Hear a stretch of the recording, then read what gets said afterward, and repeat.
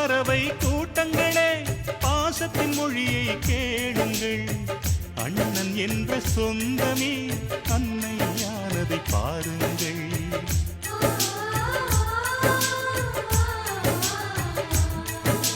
சிலுவைகளை நீ சுமந்து மாலைகள் எமக்கு சூட்டினாய். சிறகடிக்கும் பறவைக்கெல்லாம் வானத்தை போல மாறினாய். விழியோடு நீ குடையாவதா விழிகள் நனைவதில்லை நெஞ்சில் பூமழை.